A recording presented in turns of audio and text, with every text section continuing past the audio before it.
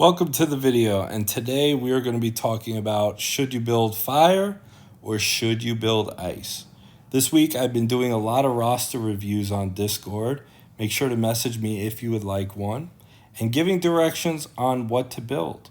Now, fire and ice both have their benefits, and it depends on which route you want to go and what you started with.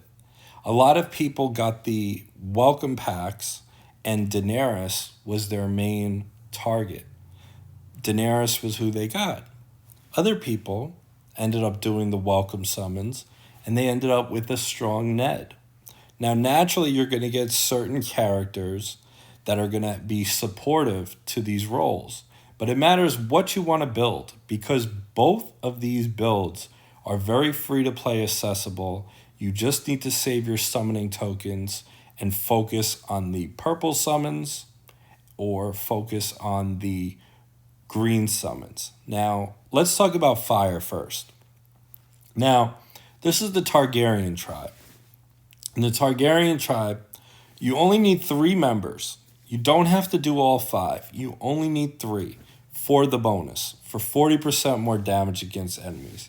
Now, fire is a damage over time effect, and fire stacks 5 times for the max, and it greatly increases the damage with more stacks.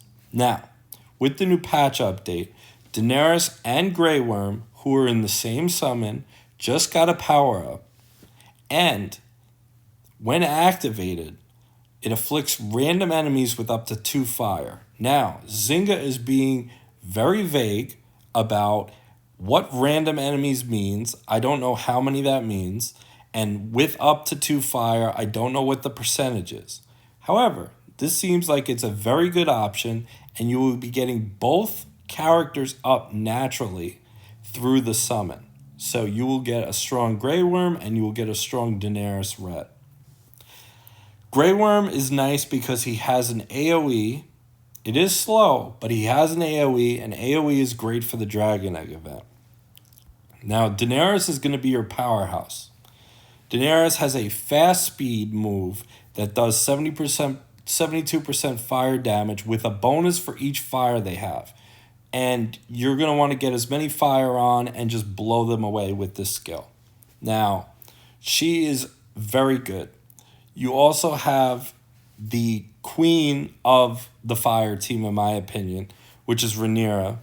Rhaenyra has an ability to inflict fire and then additional fire if a buff is removed. This is great.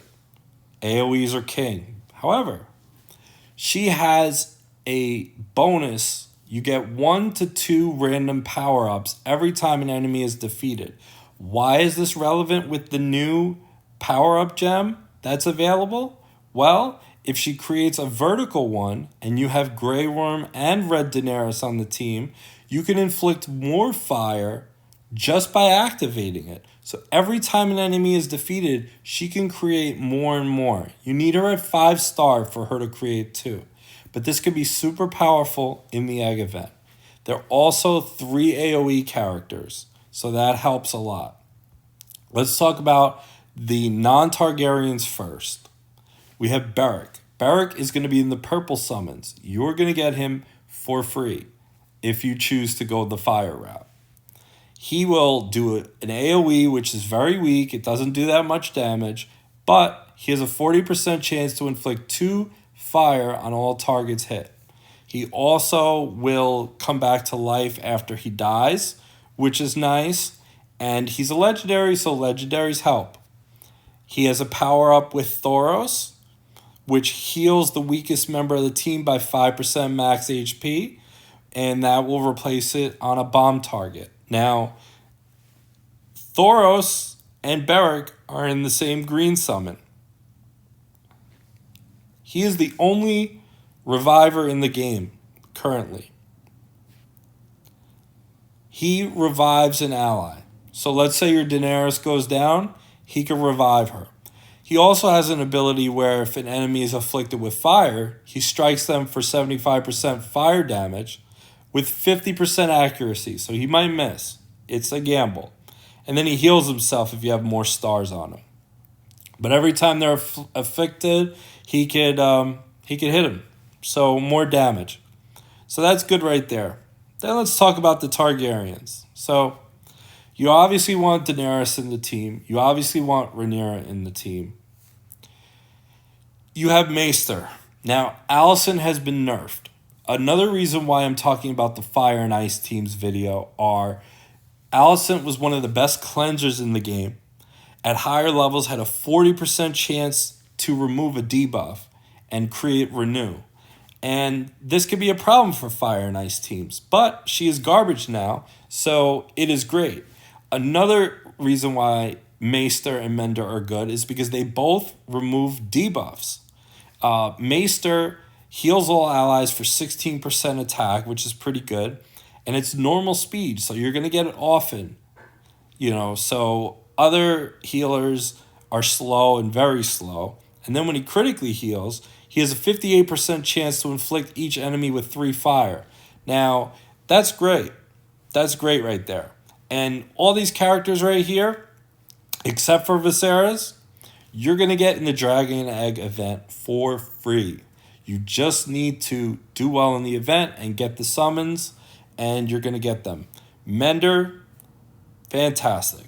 He heals, not that great, does a debuff, but he really shines in his ability that when someone's afflicted with fire, he has a 40% chance to apply an additional fire. So remember that Grey Worm Daenerys power-up gem? If that inflicts 2 fire, it has a 40% chance to apply additional fire every time it happens. So that's just fantastic right there. That's just fantastic. You have Dragonstone Elite, another pretty good champ. He has a critical strike chance bonus, fast speed move, and when he crits, he taunts for 3 turns. And at the start of every turn he's taunting, he has a 90% chance to inflict all enemies with 1 fire. So you're going to get those fires stacked up pretty fast. I really like that. So that's pretty much the fire team. Viserys, I wouldn't recommend going for, only because you're going to be using your green summon tokens on Daenerys and Grey Worm. But if you want, you could. Fast speed, inflict 2 fire, but Beric can do the same job. So that's that. I think for the Dragon Egg event, I think you have an advantage with the fire team over the ice team because the fire team has more AoEs and things get rolling faster. But for PvP, if you're more focused on PvP, I feel like your defense is going to be stronger with ice. It's going to be very strong. Talking about the Starks, you need Catelyn, you need Ned. Those are non-negotiables. You can run a ice team without them, but they will be superly deficient in what you need. Best healer in the game right now. At level 7, she heals for 86% attack. Grants a defense buff. Wonderful. You can use her leadership ability. Not necessary. Most people like to gamble with Ned's. But her passive shines. This is what makes her so great. When an ally drops below 50%, she'll sacrifice 10% current HP to heal them, and each enemy is afflicted with 1 ice. So as your guys start getting lower in health, she's going to be applying those ices, and she's a good healer.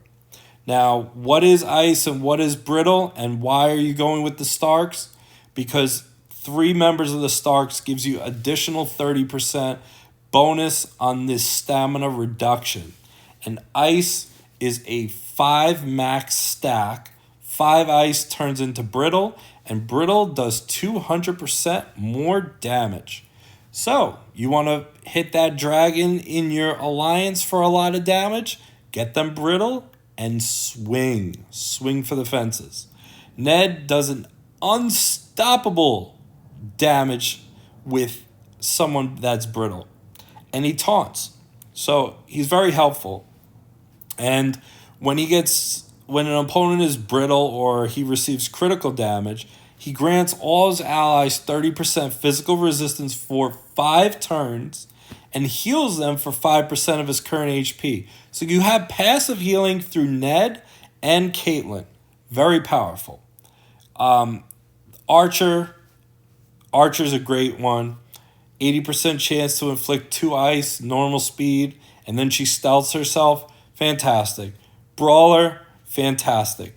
4 times to hit someone with ice, and it's a fast speed. You're going to want to pair them with Lord of Bones. They both go off at the same time. When an enemy becomes brittle, the Brawler stuns them for 3 turns. This can only be done once because you can't keep making someone brittle. You make them brittle once. You have good guys also that you could use in here, but those are my favorites. You're going to add them with Lord of Bones. Now, the new Jon Snow has an ability that lets you attack and does triple damage if they're brittle. Very nice. But if an ally of yours is defeated, he's going to inflict ice. So it's another way to inflict ice, and he's a legendary fighter, so that's good right there. Now, I like my Lord of Bones. I obviously put the legendary gear on him from the egg event. He has a fast speed move too, so him and the Brawler can activate it at the same time. It's an AoE with a 60% chance to inflict ice and bonus damage when brittle. And also, when an enemy is defeated, all enemies have a 25% chance to become afflicted with up to 3 ice. So your ice is going to be stacking pretty fast. It's going to be stacking pretty fast. You got to watch out for guys like Samwell, because Samwell has a 50% chance to remove a debuff from allies on his shield. So that's going to hurt the fire and ice teams. So just be careful for that. And then he also has a chance when he heals shielded allies to remove a debuff. He's a pretty strong debuff remover. Maester and Mender also do it. Alicent was one of the best, but that's not happening anymore. So I would recommend looking at your roster, focusing on either fire or ice, and stick with it and go strong. With the new updates and the new patch, you're going to get 1 purple summon a day guaranteed for doing your dailies. That's 365 in a year. That's a lot. So you can either get your Ned Stark pretty high, or you could get your Beric pretty high. Fair trade. Green tokens, you're going to go for Daenerys and Grey Worm. That's easy. For the Starks, you're going to want to go with Caitlyn. Definitely going to want to go with Caitlyn. That's my recommendations. You want to do better at the egg event? Focus on the fire team. Fire team certainly has the advantage there. The Starks are a little bit too slow for the egg event, but I would recommend they are a solid raid team, and I think they will hold a lot of defenses. So focus, hoard your summons, get it done. It will take time. Get your stars on your characters and power them up. If you have any questions, I am doing Discord roster reviews, so make sure to send it over. Send me a message with the screenshot, and I will be happy to help you guys. I hope you guys have a wonderful weekend, and I will talk to you next time.